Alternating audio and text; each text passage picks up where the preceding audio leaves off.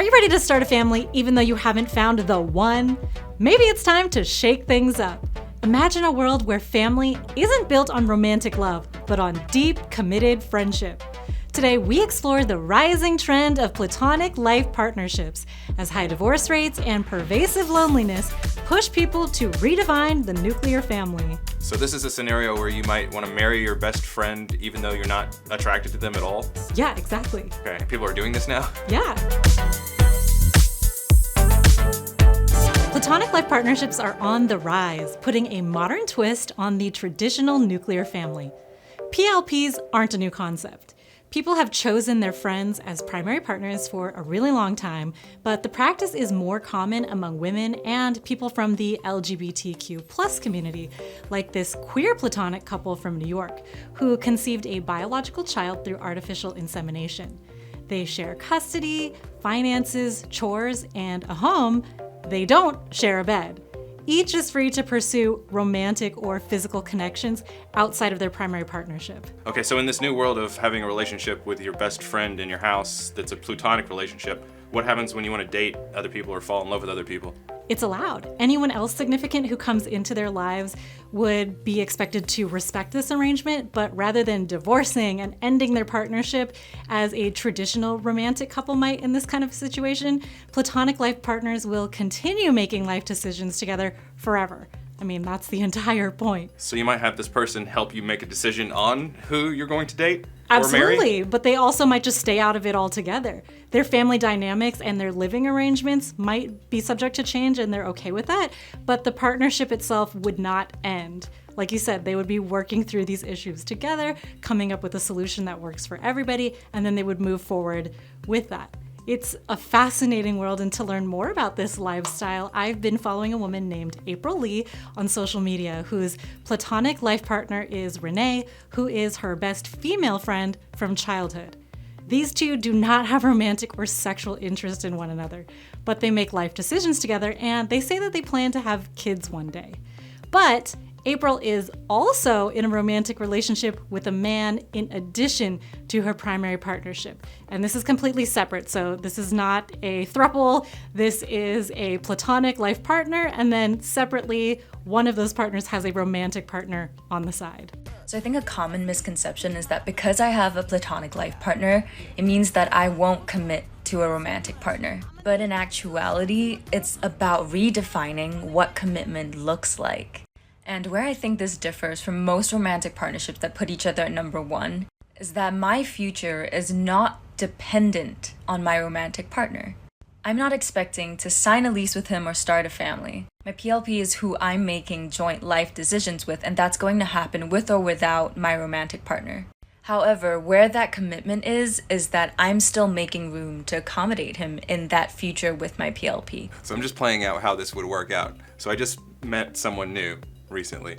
Let's say that I was going to have to pitch them on this idea like, oh, by the way, now that we're getting closer, I have someone else living with me and they're going to help me make decisions on who we're dating.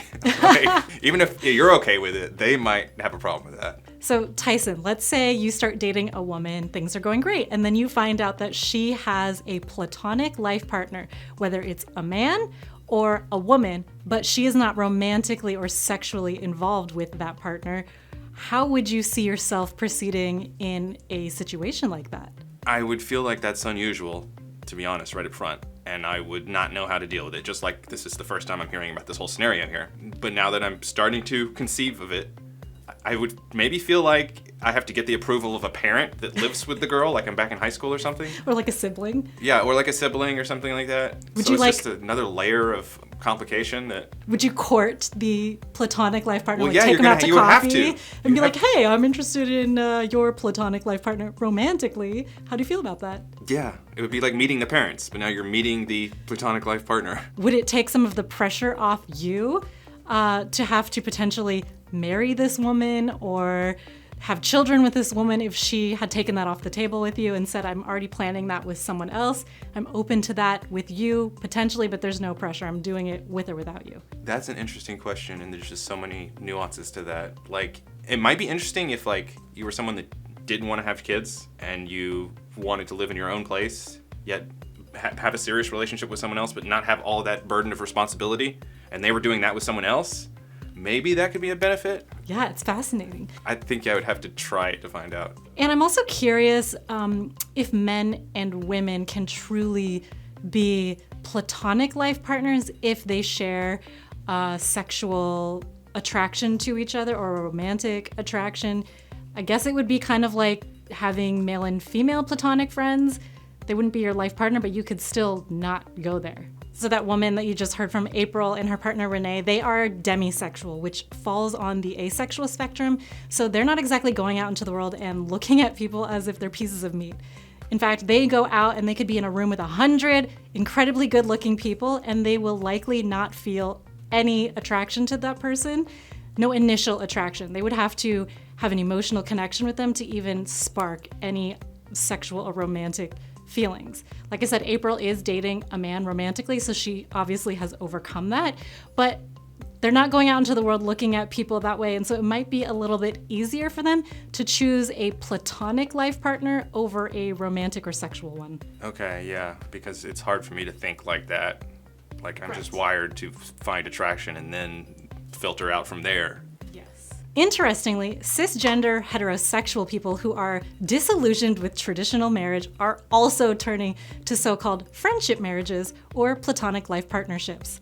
Author Raina Cohen, who wrote a really good book all about this subject, suggests that restructuring the hierarchy of romance and friendship can increase happiness for people who haven't been lucky in love.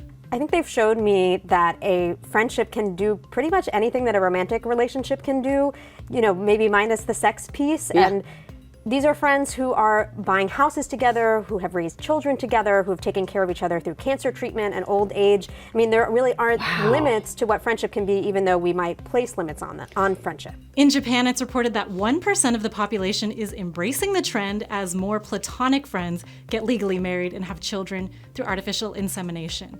There are even matchmaking agencies that arrange friendship marriages between people who don't know each other but share values and interests, and they're not seeking romance or physical intimacy. Why my platonic life partnership has been so freeing for both Renee and myself is because we finally liberated ourselves from the urgency or the need to find the one. The whole point is that you're no longer needing to search for someone just because society tells you that's what is expected of you to feel complete or grown up. It's kind of sad that people have gotten to this point where they're so disillusioned with dating and love that they're just giving up altogether.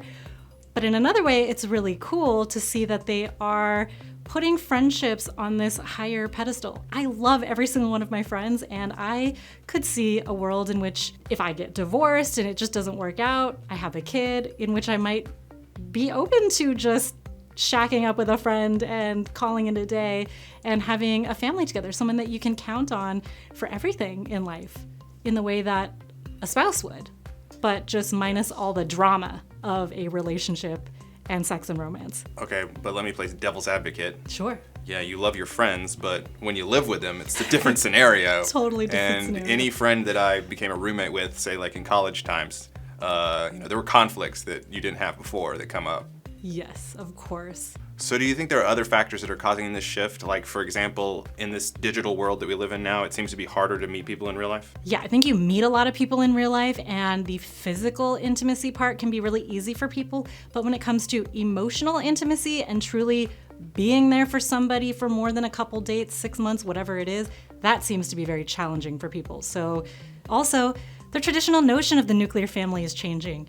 People are settling down later in life, or they're not settling down at all. So singles who want a family or a life partner are taking matters into their own hands, and they're doing what they've got to do. As a woman, I can tell you there's this very real pressure. We only have so many reproductive years. So let's say we're reaching our late 30s and we want to have a kid, and we decide that we can do it alone or find a platonic life partner to do it with. We're seeing a rise in non-monogamy, and divorce rates are 50% for first-time marriages, and the rate of failure is even higher for additional marriages. So we're seeing some divorced moms becoming platonic life partners to pool their resources, buy homes, and raise kids together rather than single momming it.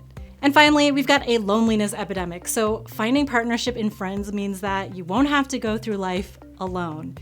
You have someone at your side who is your life partner. This is different than just a regular old friend. This is different than a roommate. This is somebody that you are truly doing life with, just like you would with a legal spouse, but it's platonic. No shame at all towards anyone that wants to try this. I just think that there's lots of complications here that would arise that I can't even imagine right now unless you tried it. But good luck if you want to do this.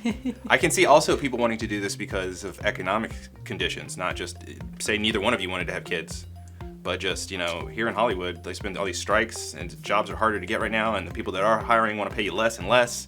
So you need to shack up with someone else to be a platonic life partner so you can afford the bills. Yeah, just like the divorced moms that I'm talking about. That's why they're doing it, because they could, if they get a legal civil union or a legal marriage, they could still get health benefits, etc. Yeah. To get health insurance, to be able to have health insurance. Yeah, for their whole family, for their children. Or to have someone take care of you if you're sick. Yeah, exactly. Or take care of your kids. You know, you have another partner there to help you take care of the kids when you need to go to work or whatever it might be. Not to mention the rent keeps going up and up and up. Yeah. Rich keep getting richer, poor keep getting poorer. When does it stop? When we all just get platonic life partners. Hello. Okay. End. We are gaming the system, one platonic partner at a time. There actually is a movie about platonic life partners that came out in 2007. I now pronounce you husband and husband. This marriage is the only way I can make sure my kids get my pension if something happens to me. All right, what do you guys think about the social shift towards platonic life partnerships? Do you support it? Would you ever want a PLP? Let us know in the comments and be sure to subscribe. We'll be back next week to talk all about how more young people are choosing celibacy. They're going boy sober or girl sober in the name of self-improvement. Until then, follow me, your host, Brigida D'Agostino, on all socials, and follow Tyson. He's also got another show on YouTube that you should check out. Tyson. Yeah, sure. You can check me out at TysonXIX on YouTube.